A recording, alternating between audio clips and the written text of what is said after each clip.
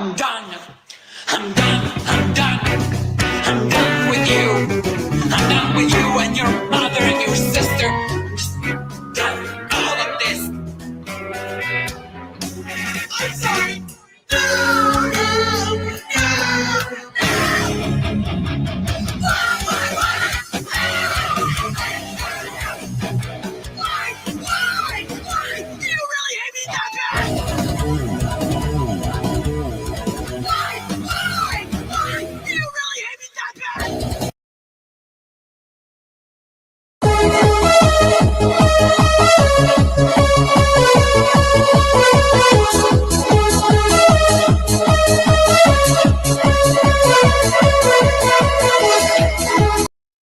What is he doing? I don't know. What is he doing? Yo, we got people complaining in the comments that we banter too much in the beginning, and you guys, I really like your commentary, but you guys never get to the point already. It's like, I don't understand. Oh boy. Yeah. Okay. Well, first off, we are still stuck in our subscriber rut. We're actually at the point where we're just losing subscribers now. So I don't know what's going on. So I told Rob, lock the comments. If you want to comment, now you have to be a subscriber. That's it. We got to lay down the law over here because 40% of the people that watch this show aren't subscribed and none of them want to hit subscribe for some reason. So if this is your first time watching, please hit subscribe. If it's your 40th time watching and you're not subscribed, please hit subscribe. Please hit like. Help us get this stupid show up in the algorithm because if we don't hit 15K this week, I'm really going to be very upset. If you guys want to do something really funny. No, don't do that, please. Everyone unsubscribe.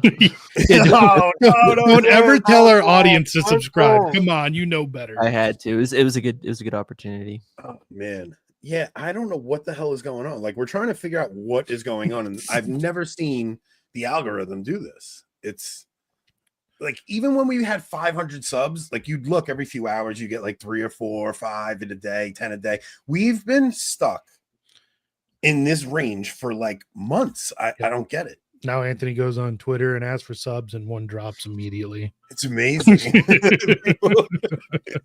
People are the worst. Andrew's got a good point. Andrew says, I don't think more people watching this channel is the best for you guys. There's some wisdom there. There's some wisdom there. It's more for like your self-esteem, right? Like, it's like, okay, more people are enjoying it. You're getting more people. It's like, at least you feel like you're not losing your audience. Like, you want to continue to grow, even if it's a slow growth. It's just, I don't know. The fact that you've tied your self-esteem to the show is the reason why I have to tear you down every opportunity I get. It gets very depressing when you're just kind of not going anywhere. All right. Anyway, so the reason we're doing Don Lemon tonight is he's my new favorite show. So Don Lemon got fired at CNN and he's now a YouTuber. Like, that's his whole gig. He's a YouTuber. How many subs does he have? He's got a lot of subs. Damn. His views are like, I think we could compete with his views. Like, I want, look, the reason I'm pushing everybody to subscribe and watch the show is because I want to be able to say we get more viewers than Don Lemon. Like, Pete's got a good point here. For the type of show we do, we don't do so bad. Yeah, you're probably live right. 2-hour shows. And we do get around like 300 something live viewers usually. Like right now, what do we got? 285, 70. There's about 100 watching on Twitter and 185 on YouTube. Yeah, maybe we could do that. We should get Sam on for sure. We've tried. Yeah, no, but I think it's just a matter of getting in touch with him. Like, he's not on Twitter, he said. No, I'm not turning into a gay lib, but I do like to watch train wrecks. And Don Lemon created the show, by the way. Yes, Don Lemon is drinking bourbons at 10 a.m. He's depressed as anything. Like, the guy, his life is just falling apart. Trump just won, and he's having a meltdown because he thinks that America is going to turn into a theocracy. Yeah, 6 million subs is the goal. That's ridiculous. I don't think that's even like. Is that even possible? I don't even think that's like the logistics of are there enough live streams going at the same time where we're over 6 years that's even possible. I don't think so. But anyway, so Don, Yeah, more people should not watch this. that's why we can't get our subs up. I have a feeling since we started making jokes like that might be the thing. 200. Yeah, he's got a lot of subs, but he's No. They're saying that's more realistic. More real. Oh, okay. I missed the joke, but that's about where Don Lemon subs are. Really? Ironically. So Don Lemon lives on Long Island, and my wife's cousin builds custom Broncos, and he built Don Lemon a custom Bronco. Hold on a second.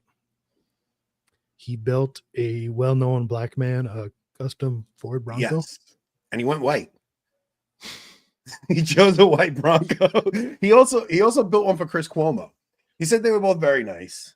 But so I've been torturing myself to watch Don Lemon because I love watching a good train wreck. And he had a show on the other day where he was lamenting the fact that America is becoming a theocratic state, and he thinks we live in a theocracy now, and he's very worried about young men. I don't think he understands what that word means. No, probably not. He's not a very smart guy, isn't he? Remember when he thought the plane got lost in the Bermuda Triangle and got sucked into a vortex or something? The MH370? Yeah. The Malaysian plane? Yeah, he thought the Malaysian plane got sucked into the Bermuda Triangle. So there's a clip of him discussing this this young guy, new member, see? An actual YouTube member. Yeah, guys. Yeah, we gotta figure that out. We'll figure that out. We will. But YouTube memberships help us. We also do locals after the show. So, all right. So let's get to the Don Lemon clip, the first one, which is him lamenting this young guy talking about how if you're using contraception, it's basically gay sex, which the kid's kind of right. He's And 100% right. what we'll do is we'll dovetail into what the kid gets wrong. Kid gets a little bit wrong, but he's generally right, and it scares the hell out of Don Lemon. Yeah, that's a problem, right? Don's a little too interested in young men.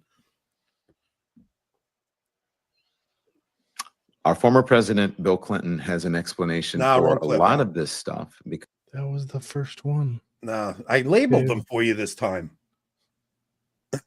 It's Sean. Okay, but that wasn't the first one. I know, but I labeled the one. Come on, Jamie, get it together. See what I have to deal with completely contradictory statements.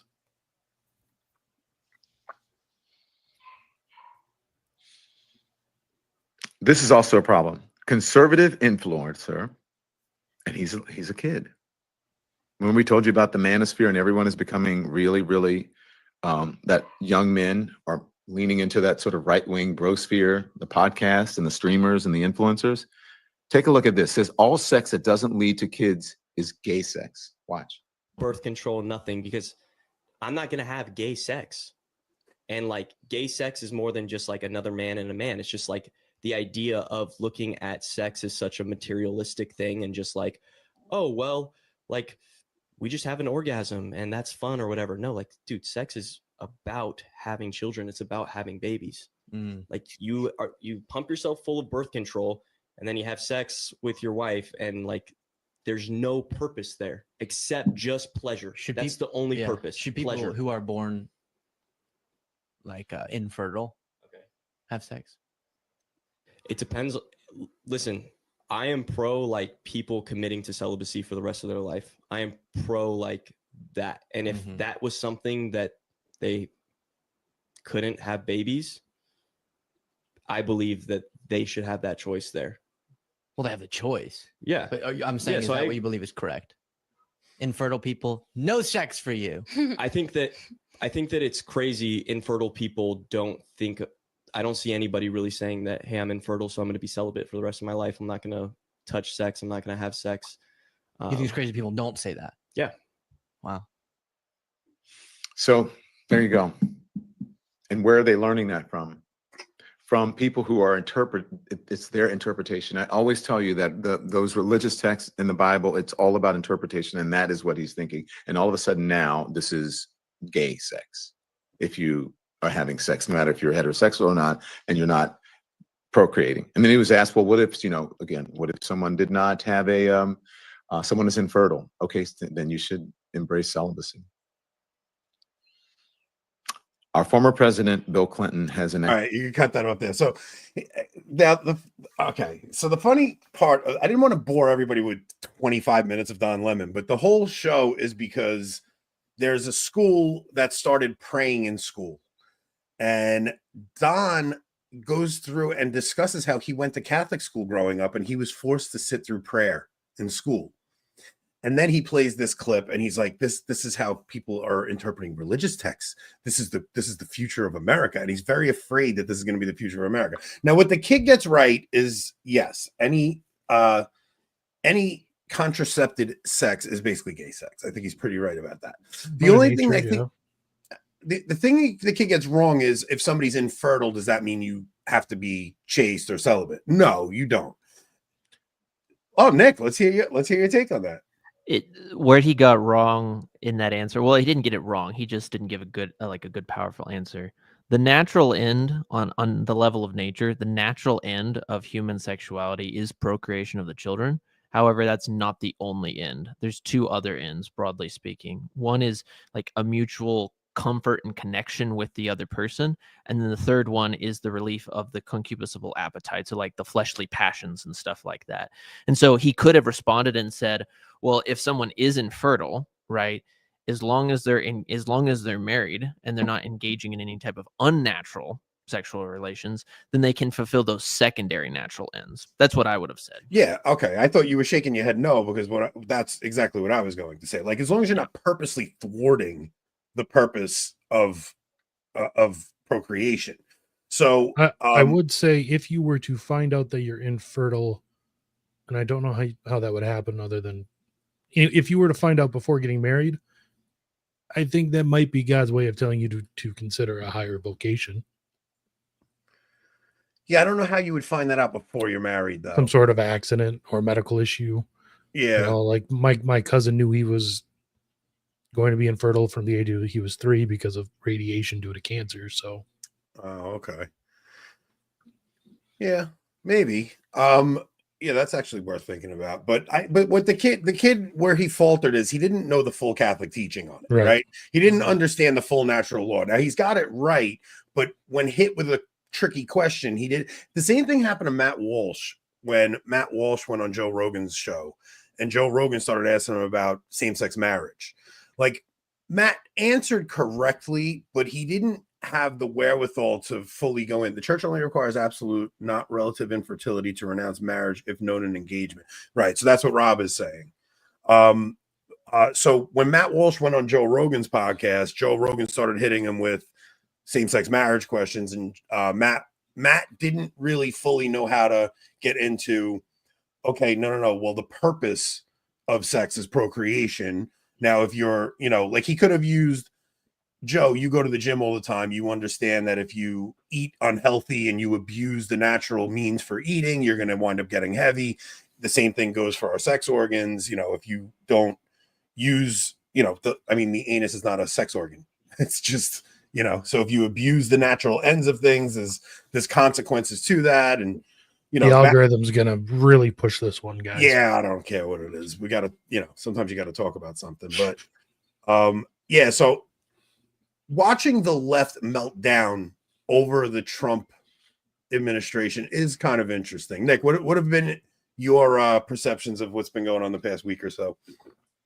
Yeah, it's been glorious, honestly. I kind of detail it further in my interview that I did with Joe McClain yesterday. If people want to go over and check out his show, we did a pretty fun show together talking about everything from the cabinet picks to like the predictions of the next 4 years. But I think it's pretty good. One of the things we talked about, and it ties in with this particular discussion, is young men help deliver Trump the victory, and is also going to be young men are going to help, like, I think, restore like a well-balanced social sexual culture in the United States, because a lot of young men, whether they be millennials or Gen Z, but Gen Z in particular, they grew up with the internet and internet pornography being, literally one click away. And so I think so many young guys have been so, if you will, like disgusted by it, that thankfully they're starting to ask questions, actually push people in the right direction. So good stuff's coming. Yeah, I would have preferred a couple more Avoiding Babylon plugs in that interview, to be honest. Yeah, honestly, if you watch me, especially in the beginning, I look like crap, bro. You look tired. I You don't did know look why. I tired. had gotten up like an hour and a half before that interview, and I still looked like crap. This is what happens when you don't have coffee. Okay, so there's one other clip from Don Lemon that I wanted to play. It wasn't really his take on this. This was actually Bill Clinton. And I'm going to see if I could get Don Lemon on, because at the end of this clip, Don talks about how he wants to talk to people of all different opinions. And I would like to ask him about his Catholic school upbringing. And I guarantee when he says that, he doesn't mean you. let's see where he goes with this. But listen to Bill Clinton's take on this. I wonder if you guys agree with Bill Clinton's take on gay sex? Why okay, good. If we'll have a woman president and why we didn't have one yet. Our former president, Bill Clinton, has an explanation for a lot of this stuff because he believes that the country is just getting more conservative. And I want to hear from him why. I don't know if he actually answers it in full, but here he is. Do you think part of the issue is that America is just not ready for a female president? Maybe. I think in some ways we've moved to the right as a reaction to all the turmoil. Yeah, I think if Hillary had been nominated in 2008, she would have walked there just like Obama did. Has the country changed? Well, I think all these cultural battles we're fighting make it harder in some ways for a woman to win. So you think it has more to do with party than gender? No. Although I think it would probably be easier for a conservative Republican woman to win. Than a Democrat woman? Because, I mean, that's what Maggie Thatcher did. But I still think we'll have a female president pretty soon. You do? I do. How soon? Within your lifetime? Well, oh yeah. Oh, I hope Well, not. I don't know how long I'm going to live. You're asking an old man that question. I hope I'm around for the next time, but now it's President Trump's turn in the barrel. It depends on what he does and how it plays. So that's a former president, Bill Clinton. Look, guys, so where I started with Joe and Mika, perhaps there's a difference that can be made by going to Mar-a-Lago. I don't know, and sitting down, but I think real difference will be made if it's transparent, if you do it on the air. As I have been saying, that we have to talk to one another, even if we disagree with people, as long as we treat each other with respect, even if you disagree. I think he's challenging us. I love hearing from people. He's So- not. Think so? He's not challenging. What he's doing is It's virtue signaling. I wouldn't even say it's actually that. Actually, I think what he's doing in this is what you've seen both Joe and Mika from MSNBC, as well as a lot of the liberal commentators. They've lost a ton of ratings. MSNBC's lost 40% of their ratings, as well as they're potentially going to be sold. You've seen a large amount of liberal YouTubers who have lost massive amounts of subscribers. Mhm. The reason they're doing this is to stay relevant, and so they're trying to broaden out their demographic base by potentially looking more appeasable. Last example I'll give is like when you look at The View, they have mandated now that they need to have an explicitly pro-Trump woman join that set. Yeah. And the reason it's like, okay, if you're a marketer, what else can you do? Like the majority of the country is now supporting Trump. We saw this with the NFL games. We saw this with UFC. Everyone's doing the Trump dances. Everyone's having a good time. The culture is shifting his way. They know they're losing. They need to stay relevant. Okay, I'm sorry. Go ahead, Rob. What I found interesting is they did not let Clinton say what he was actually trying to say. That's good. Because good observation. they asked, "Do you think a Republican woman would have had a better chance?"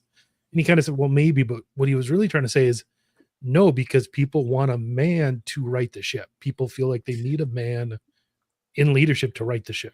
I think that's part of what he was saying. But okay, so what I think Bill Clinton is actually pretty insightful in what he was saying there. He's saying all of these culture war things that the left has been pushing, like these cultural issues. So she's like, "Oh, is it party or is it cult?" Like he's saying it's not a party thing. Like this is the left has been pushing these culture war issues so hard down people's throats that is what has caused this pendulum to swing back the other way, where people are fed up with it. Right, but like you said, it wouldn't. If that was just the case, I agree, it's probably a large portion of it, but that if that was just the case, then a conservative woman should theoretically have the same chance of winning as a conservative man, right? And he was saying no, that's not the case. Right. No, but that's the point. Like, a You're saying conservative people woman, want to do the opposite of what DEI would say. yeah. So I don't think anybody wants a woman right now. Like you were saying, like people want a man to right the ship, but people are just so sick of identity politics. This all actually started under Obama. This is why Trump won his first term, because under Obama, you start getting Obama playing around with the I think it Trayvon starts Martin earlier stuff. than that, but Probably. Yeah, it's particularly Bill Clinton, because what Bill Clinton the did first was female AG. he did that, right? but I was thinking like his mode of winning. What you're right, Anthony. Obama did it a ton. He was the exemplar, but Clinton First started black it because president. yeah, he started it because what he did was he took Reagan's economic policy, he added a little bit of welfare to it, and then he inserted into the equation wedge issues around identity politics. But it makes sense because identity cultural Marxism starts in the 1960s in college campuses, and as the old adage goes, politics is downstream from culture. So it took 30 years for it to catch up. It blows up with Obama very well because he is part of that quote BIPOC group, and then he goes It's off. not just that though. So what Obama did was when he ran, okay, so what was interesting is Obama runs his first time before like the internet is huge, right? It's before we have iPhones really. It's like 2008 is when people start getting iPhones. There's no Twitter It yet. was a year after iPhones came out. Yeah. iPhone comes out in 07. Yeah. So Obama was able to go in front of a black audience and pander to the black audience and be black. Then he could go to the white audience and he could act as if he was like post-racial, right? So there's speeches of Obama saying things like, they're telling me a black man can't be elected president, but I don't think America's racist. I think America's beyond that. And like, that's what really got white America to go, all right, yeah, like people don't want to be racist. Like they don't. They generally want to be seen as good people. It's that Christian instinct in them. It's a good instinct. So Obama gets in by playing that card. People don't get to compare the talks like they do when Hillary runs, right? So Hillary runs, she goes to a black audience and she does that. I ain't nowhere's near tired. And people are She seeing gets into Ebonics and pulls out the hot sauce and all that nonsense. and people see those videos all over and you see how inauthentic she is. Now, while Obama's in, the Trayvon Martin stuff changed the country. Trayvon Martin, when Obama, so Obama had an opportunity to kind of quell the racial tension by, saying, look, this wasn't about race, because the media was pushing the race narrative. What was his name? George Zimmerman. George Zimmerman was like Latino or something. He wasn't even a white guy, It was just Obama could have quelled the tension in the nation. Instead, he amps it up. That's when BLM gets formed. When Trump comes on the scene and he starts saying things like anchor baby, and he's like, no, I don't care if it's politically correct, because political correctness hits like fever pitch under Obama.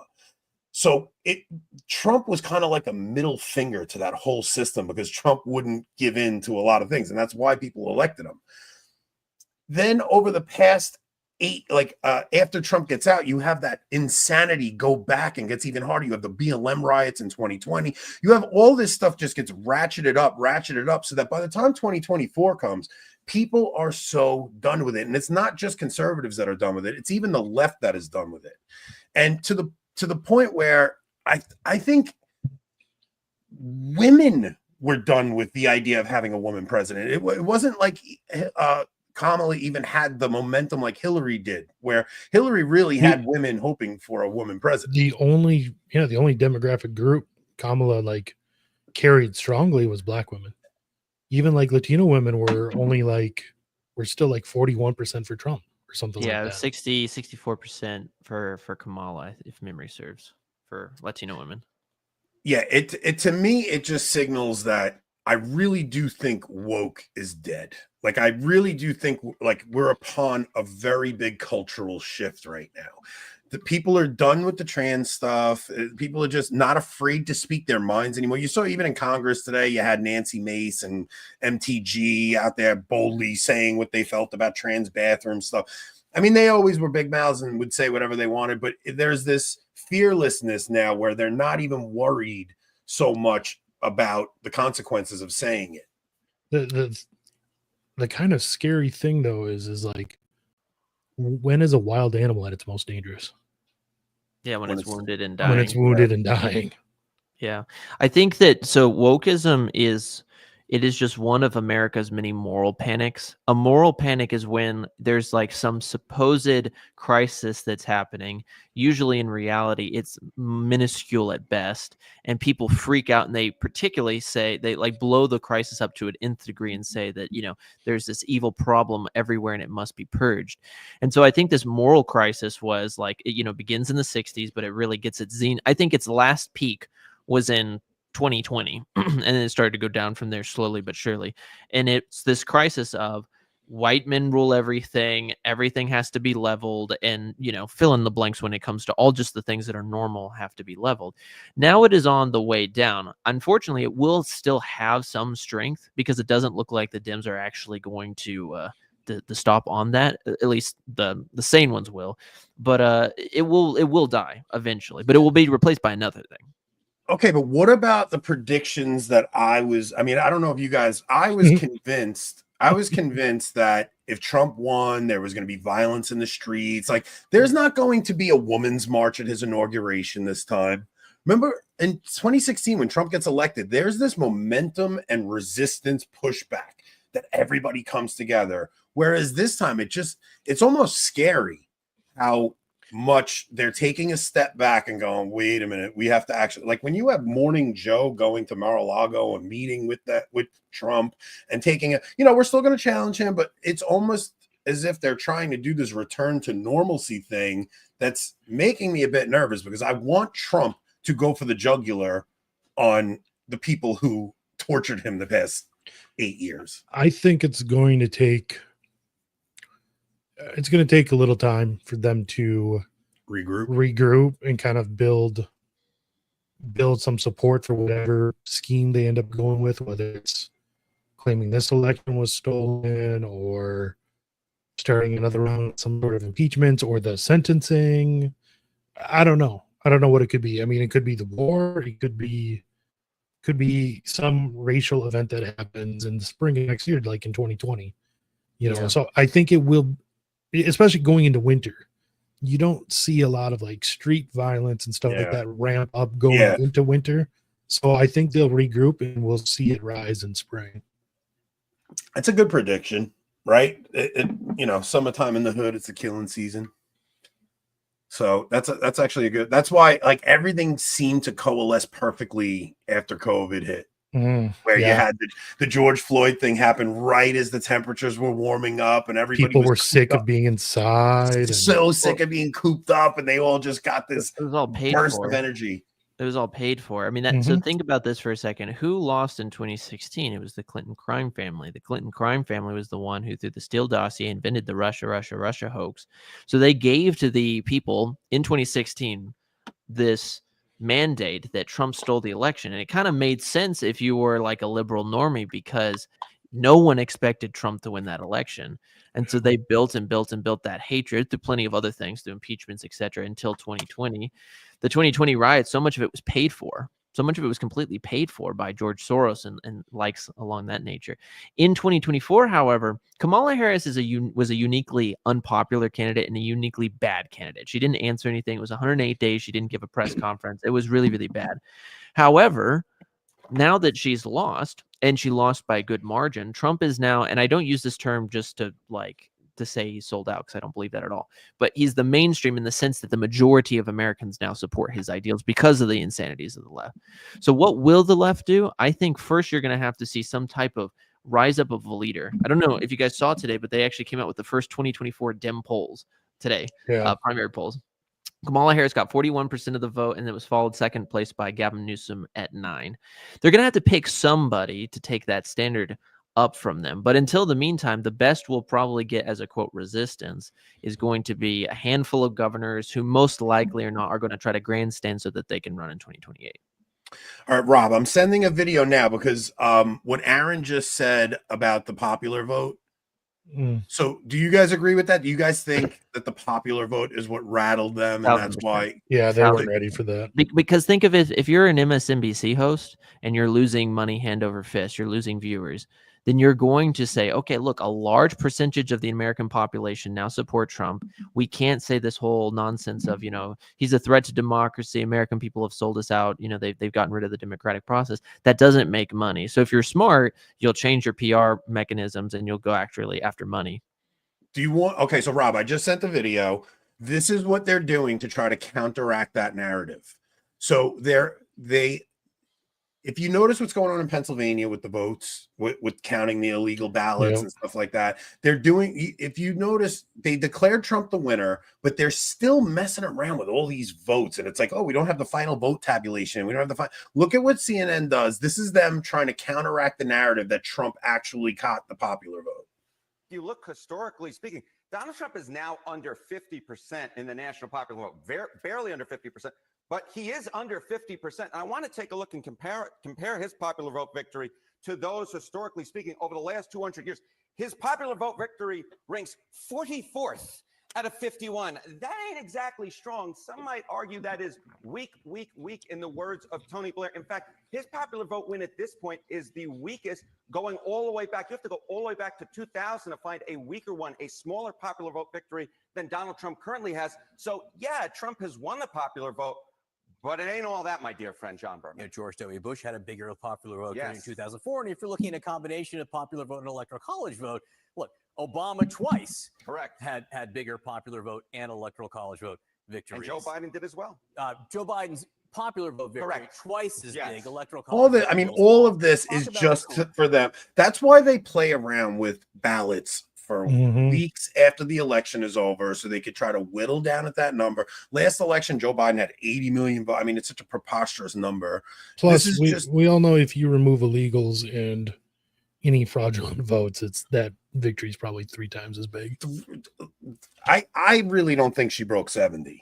Like, I think those projections they originally put out where it was like Trump had like 76, 77, and she had like 60 something, those 15 million short, that's where they actually probably are. But they just keep finagling things because they want to counteract that narrative of Trump having the popular vote desperately, or at least whittle it down to where it's still 50-50 in the country, Yeah, it makes sense though, because if you think about it, they're trying to rebuild some type of coalition, the Dems that is. And when you looked at the report, the internal polls that came out from Biden was estimating in July before he dropped out that if he was going to stay in the race that Trump was, according to his own internal polling, lose by 400 plus electoral points. So I think you're right, Anthony. I think there is a lot of illegal ballots, particularly from illegal immigrants in some of these states that fluctuate the numbers, particularly in California. California is only at 90% called.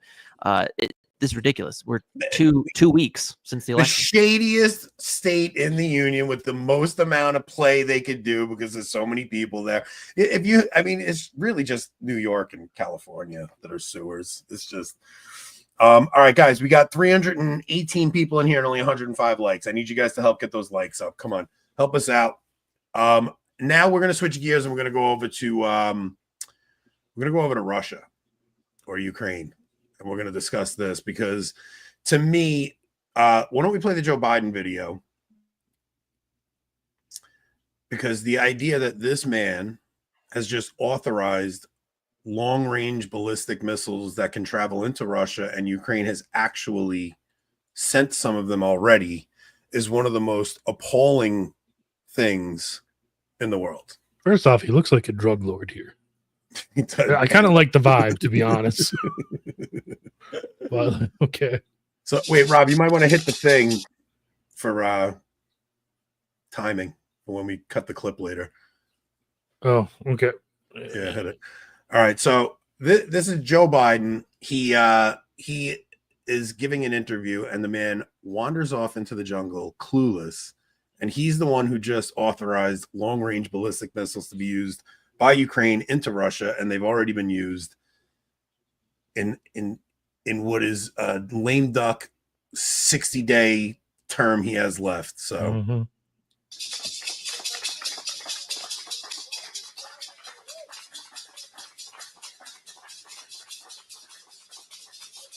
Where is he going? You know, they say his ghost still haunts those jungles. What is this? I don't know. Screen record. Sometimes those things pop up. There's actually a funnier version of that video. I don't know if we'll get hit with a copyright strike. Were those rattles from the Amazonian Rite of the Mass? You know It's it. possible. Rob, play this one I'm sending now. Hang on, it's coming Okay. through. This show's gonna get hit with copyright strikes with all the music we played and stuff. All right, I just sent it. I don't think I like edited it down though, so we'll see how it goes. Nor did you put it in the right aspect ratio, but That's what I mean. I didn't edit it down to.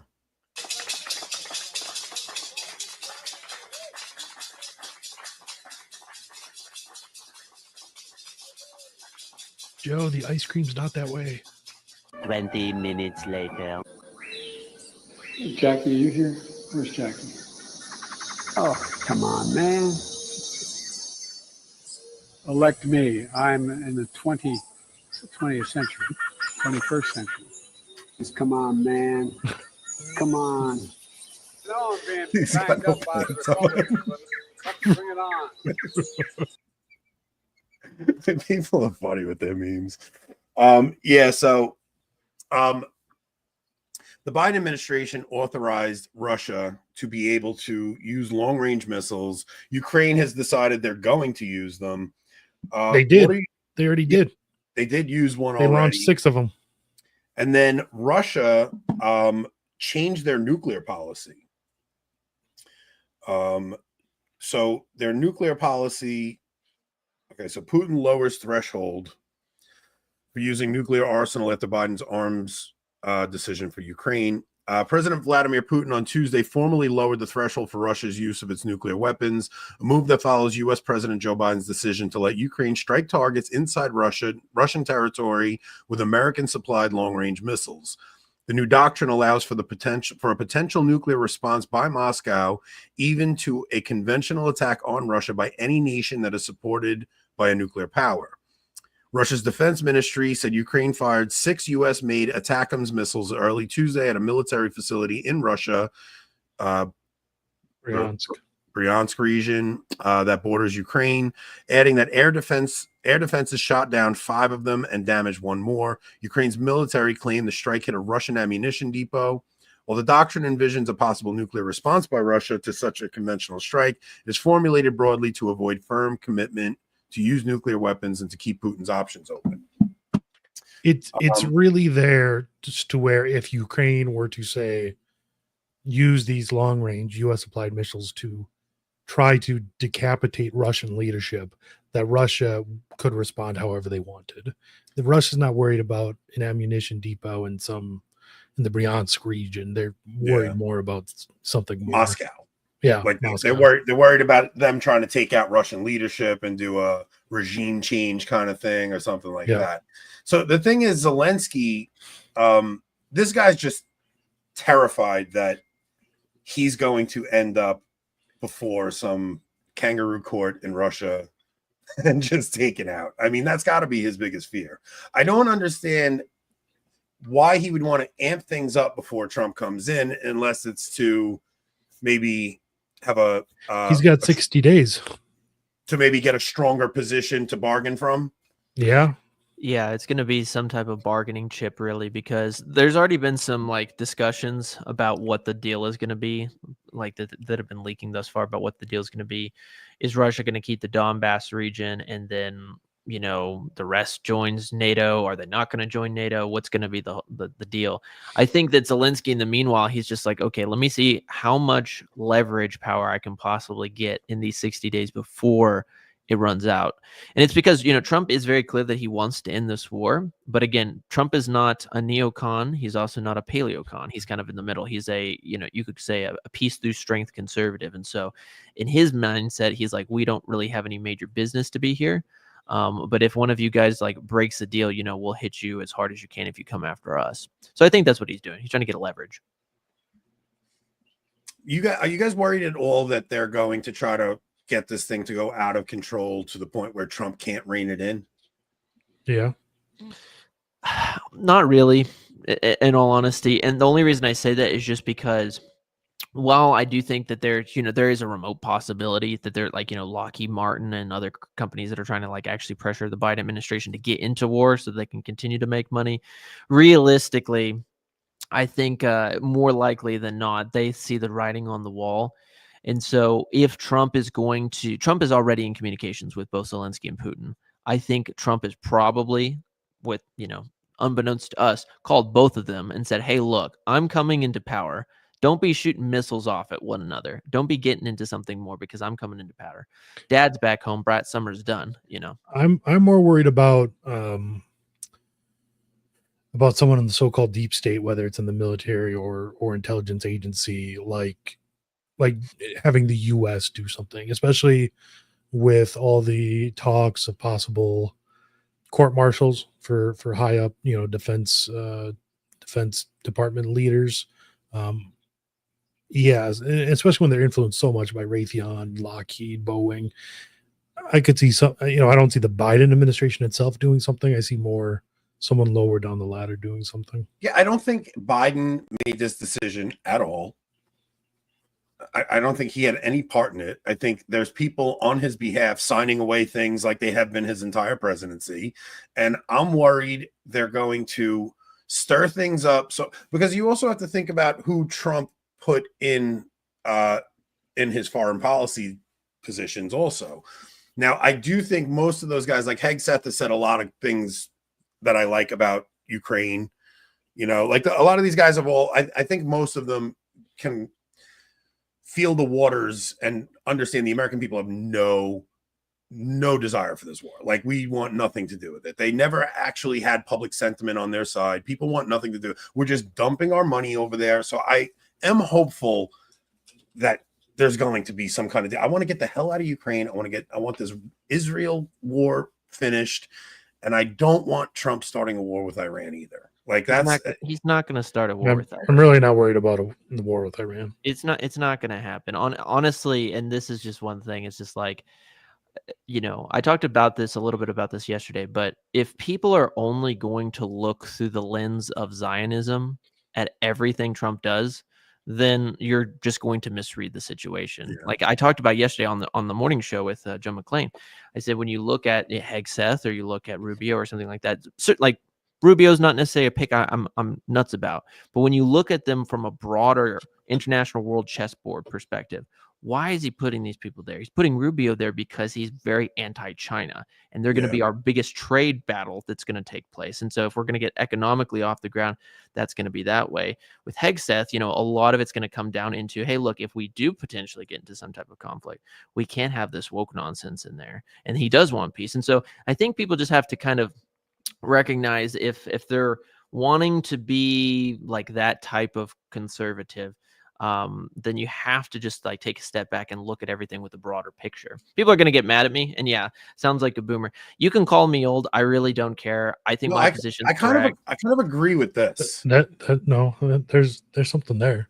I do. I think so too. But I don't want to be. I don't want to be the one. Like, I hate the idea of being like the left, of blaming somebody else for every freaking problem we have. Like, I just hate that idea. I don't ever want to be victim of anything. Like, it gets so old. It gets so. I told people this. You sound like black people complaining about white people. Exactly. That's what I want to avoid. I said all Catholics seem to talk about nowadays, and it's not that they shouldn't be talked about, but all they talk about is feminism and Zionism. That's all they talk about. And the problem is this: if you look at everything through just those lenses, then you let those lenses blind you. You need to take a step back and say, what is the broader picture of what's going on here? Try to get rid of some of your own biases and look at that. And if you want to, the enemy has a lot more tools than just feminism and Zionism. Exactly. So that's why for me, it gets so old and it gets so tiresome. And to me, and again, I'm not trying to insult people personally, but you just look like a crazy schizo to me sometimes. I'm just like, you got to chill out. What are you still hopeful that the Trump administration is going to make some major changes and maybe shift the country in the right direction? I think there is going to be a lot of improvements over the way the country's been the last 4 years. I don't I don't know. It depends how hard they really go at it.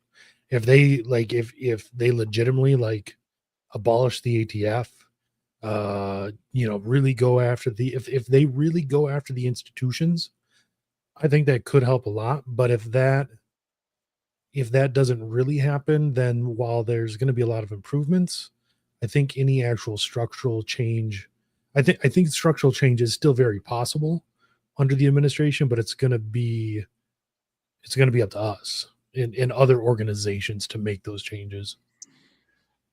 My biggest worry with Trump, Nick, is that Trump doesn't hold a grudge, right? So I mean, you had Morning Joe. Are you sure about that? Well, here's what I mean by that. Morning Joe goes down and visits him, and it's like If they even apologize, yeah. Like even when he met Biden, it's like Trump is Trump. You could be the worst person to him for 4-7 years straight, and if you go in, you're like, all right, it's all bug. Like he really does let things kind of like. It's like, all right, whatever. We're just playing a game here, you know? I don't think it's that. Again, I think you have to take a step back and say, like, as a politician, he could have gone into that room and said, hey, Biden, I'm going to throw your face into the fire. Or he could have gone in there and said what he did, which was a little awkward, I have to admit. But he said, politics is rough and nasty, but at least today is a good day. And I'm sure, in that 2-hour conversation, they were joking and jiving because I'm sure Biden let him know that he voted for him. That being said, I think that there is a lot of hope for the future Trump administration. Everything from did you guys talk about the Army and the National Guard being mobilized to do mass deportations? That was announced. I'm the most hopeful about that, and not just that. I saw it that they posted something saying that they're going to open like internment camps for people that are awaiting their judgment, right? Yeah, so he said a holding place. Like a holding place for people that are in the country awaiting a decision. And he said, the hope is that people will say, I'd rather go back home and self-deport than wait inside some kind of a prison system, because if you want to go home, we'll send you home. If you want to go home, we'll send you home. We'll give you a plane. You get home. What is the left going to do? Complain about the camps that they made people go into for a freaking cold in 2020? Exactly. The left will barely do anything actually, because people have been asking me. They're like, Nick, don't you think the media is going to paint Trump in a bad light when they start doing all these mass deportations? And I said, sure, but no one will be watching. The people have moved past. Rasmussen came with a poll yesterday. 60% of Americans want to see mass deportations. Like we are so back. We are the mainstream. America is actually healing because we want to see this stuff happen. Yeah, you look at what Europe is still going through. Like I look at some of the stories out of England and what they're dealing with, and the people are I really feel like America's like the last stand. Like we have enough sentiment on our side right now. It's like, no, we want mass deportations. These people, we want these criminals off our streets. Yesterday in New York, some lunatic, homeless immigrant stabbed 3 people on the streets of New York, random people, unprovoked attacks. My wife's going into the city tomorrow to go see a play with her mother and sisters. And I'm like, I want you getting pulled right up to the theater, getting out and going in. I don't want you walking around the city without me. I don't feel safe at all with this happening. It's people can't even protect yourself in New York either. That's you can't. Yeah. So, I mean, I really do think people are done with it. It's like you see these Democratic mayors and governors coming out and saying, we're not going to help. You're going to get elected out. Like the people in Chicago are like, we're going to go red if you keep doing this. I saw, And I have hope for some of Trump's for most of Trump's picks getting into positions of power. There's been some debate about like whether or not he's going to get them in. I think there's 2 storylines. I won't get into either one, but I think he's going to be able to get these picks in mostly because Elon Musk has threatened to primary those opposing Senate candidates if they're not in and fully fund their campaigns. So I think there's a lot of hope that we can say. One thing Rob said, though, I really liked, I want to touch on for a second, which is it's going to take all of us to make America great again. In 2016, a lot of individuals looked at Trump literally as like God Emperor, and we can't fall into that trap. Like he is a man, he's a fallible man, and he can do what he can do. But it takes all of us to make America great again. That's first through virtue, but then it's also through things like, actually getting involved in our local societies and trying to make the things better. So just let that be an encouragement for people to actually get involved in your local civic politics. But it does also include holding Trump's feet to the fire when he does make mistakes, though, too. Oh, sure. Yeah, no, It does, and that's why, like, I want to be transparent. You know, I know I get like labeled, and it's rightly labeled as like the Trump splainer, but there is a truth about like, yeah, no, Trump is not perfect. There are things, and I could list them off for you of things that I'm not a fan of that he's done or has or is doing currently. But I will say that the problem is, I think that the people. It's like I say for people. The people on the right who hate Trump, I honestly think are sometimes more retarded than the people on the left because the stuff they freak out about is just so off the wall. I'm like, all right, I literally can't help you here. What are your thoughts about RFK being one of the largest targets due to him wanting to hold big pharma to account and to repeal many of their protections? Also, agencies like the CDC, FDA, etc. Thanks, Lord of the Rings. Love the movie, by the way. What are your thoughts, Nick? Yeah, no, that's a good question. So I think he will have some type of pushback, but ultimately I think he will be successful because number one, the majority of the American public is behind him on this. But then number two, he has he has a lot of supporters even within the health community and even inside of the food industry that would like to have these things. Really, he has to face, and this is why we need to support him as much as we can. He's facing this group of lawyers that moved from tobacco companies back in the day and moved their companies from them to food companies. Yeah. So I Make think the food more addictive. Exactly. So I think he will have a large amount of success because this is one of the issues in which a lot of people do agree. Last thing I'll say on this is that his other group that he will be facing will actually be dentists, dentist unions and dentist lawyers in particular, because he wants to get rid of the amount of fluoride in the water. Dentists do not like that, right? Dentists would prefer you keep it. If they had half a brain, they should be all for that. Yeah, give them more work. Gives them more work. Exactly. Yeah, But exactly. but the thing is, like, they would just rather people be on it. I mean, ultimately, it's like a bunch of bad food you get addicted to, and you have health issues, right? So that's big food. But then because you're sick, you have to move to big pharma in order to get, pumped full of drugs or what have you. So it just works together. Yeah, well, I'll say this. Some of my favorite picks are RFK and the Gates thing. I wasn't so sure about at first with Gates. Gates The is great. more I think about it, the more I think he's the only option. Like he has to be put in there because I watched an old interview with Bill Barr today, and that piece of garbage, man. Like it is so important who you have as Attorney General. It's one of the most crucial positions, and I really hope Kash Patel gets in to lead the FBI. I mean, Like there's a reason two- why JFK had his little brother as Attorney General. Yeah. It's such an important job. I'd love to see some of those picks go. Like I want Gates and RFK to go through more than Holman, but he's not a cabinet pick, Rob. No, I agree. But he's actually like his position is actually just like an advisor, I think. Yeah, right? he will have a lot of say though, because like border czars, though they're not the cabinet, they are essentially kind of like almost like a special cop that is in charge of some type of whatever they're appointed for. And so they do have a lot of power, but he'll be working hand in hand with Kristi Noem. I know some people don't necessarily like that, but at least on that particular issue of immigration, she is also a hawk. So he'll be setting the policy. He won't be the one to carry it out as an actual department head, but he'll set the policy. Yeah, really what they would need to do is reform they need to reform the Border Patrol, because I mean the Border Patrol, they do a lot of good, but there are a lot of bad eggs in the Border Patrol who for money work with the cartels and clearly. I mean, what they've done over the past, like you're talking about people who knowingly subverted the law and just took money, let these people come in. They were child trafficking. The things that they were doing down there. That whole department needs to be reformed. And like we were saying last time, it's not just the border that has to get sealed. It's not just mass deportations. We have to completely gut those NGOs down there. Like Catholic Charities has to be gutted. All of those NGOs down there working at the border because they want that, bro. There's hundreds of millions of dollars in contracts that go to these NGOs. This is where all that money was basically pumped propaganda into South America and throughout the world saying America's borders open, come on in, everybody can come on in. And they basically gave themselves ammunition and financing. And it was just a way for people. It was just a money laundering scheme, bringing all these people in. Now we're going to spend more money to get these people back out. The amount of money that has been wasted of American taxpayer money that has been wasted on this border issue it's honestly every single person in America could own a home with the amount of money they've spent on it. It's preposterous what they've done. Yeah, very nice home. They could do a lot. I actually this was a really good question right here.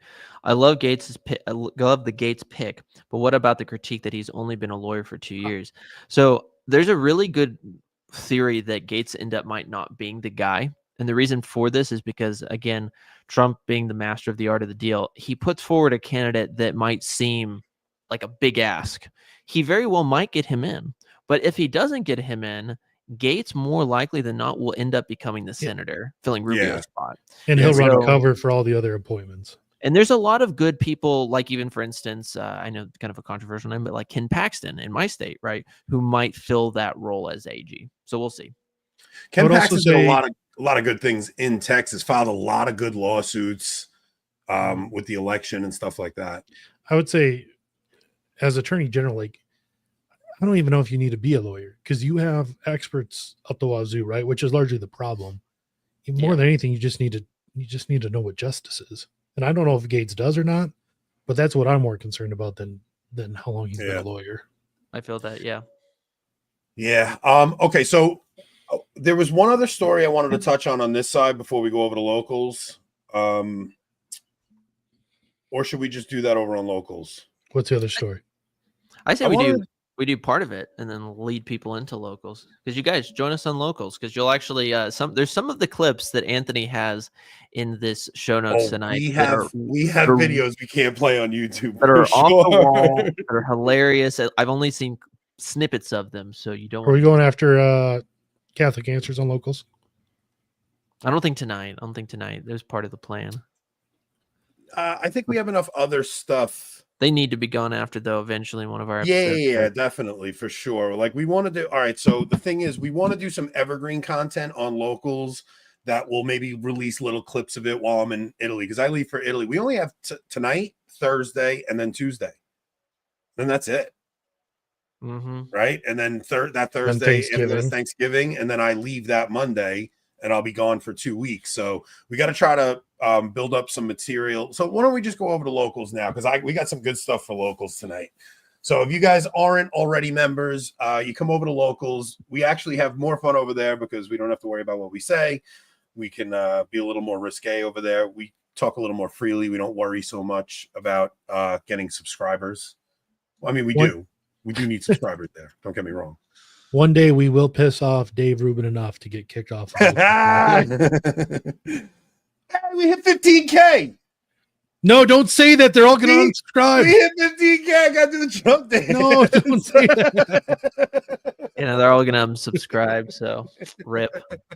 Yeah, Nick and I are going to get I real got to do the controversial. Trump with dance. Anthony We here. hit 15K tonight. All right, guys. Thank you Unbeknownst very to much. Anthony, I got Anthony's 23andMe results privately, so we're going to go through his genetics while he's not here, figure out how African he really is. That's amazing. I'm unsubscribing now. Yo, I think making people subscribe to comment was key, Rob. Did any of you subscribe just to comment tonight? I know one person said they did. Any of you guys subscribe just to comment tonight? Yeah, it was well, I have the camera up. It was a week dance. And yeah, I am going to do daily readings throughout Advent. I'm going to listen to those. That's a I'm lot of work. also going to I'm going to be doing some reading on the plane. If there's a topic you guys want us to cover like a little deeper, and there's a book you guys think I should read so that I could go deep into it, like I would love Just to do not like, the on ages- Zionism, because that's no, the ages of the church. I think we should do the ages of the church. Yeah, the book by Holtzman, Blessed Holzhauser. Holzhauser, It's a huge book, and it's not an easy read. Rip Anthony. Yeah. Is there like is there a Cliff Notes version of it? So I asked Joshua Charles, because who better, right? Yeah. He goes, no, that's really about it, and it's one I haven't even read yet. Yeah. I'm like, so it's "Ooh, that ouch." it's that, and then there's I appreciate it, bro. There's Josh was telling us about Pope Gregory's he goes through Job and shows how Job is actually prefigures the church. The story of Job prefigures the church, but it's like a 7-volume set. Like I need something digestible in a 20-hour plane ride, something I could do in 10 hours there, 10 hours home. So since you're going to Italy, you could get more familiar with Cardinal Fernandez. ooh. There's a book you could read. No, but then. I guarantee while I'm there that I will come across some kind of saint's relic or something that will make me want to research more and learn about and bring something back to you guys. I'm already dreading like you coming back absolutely like on fire with a list of 1 billion things for me to do. Because that's how it works. I'm probably going to see if my wife will come on and discuss the pilgrimage when we get back. I'm going to see if I can talk her into that. She hates the idea of coming on here, but I'm going to see if I can pull that off. Anthony only has 20-hour plane ride to read. We have to stick to picture books. You know what's going to happen? You're going to get sucked into a wormhole. that's possible. I might wind up in the Bermuda Triangle, like Don Lemon says. Donations to Spring Anthony. I'm all right. Don't think I'm not doing something with the Rupnik card. Something. Because you're those man in the street interviews are going so well. I'm bringing my equipment to do man on the street interviews. I'm going to see if maybe I catch a cardinal or something. That's not fair, Taffy. He can definitely get through a comic book. Yes. I'm going to see if I got anything on the shelf worth reading. But all right, we're going to go over to locals. If you guys are not subscribed, come over there. That's, the best way to support us. YouTube hates us, even though we did hit 15K tonight. We would love for you guys to join us over on locals. That's where we have our real fun. Rob, take us out, brother. What do I want to take us out with? Oh, I know. Good old train wreck.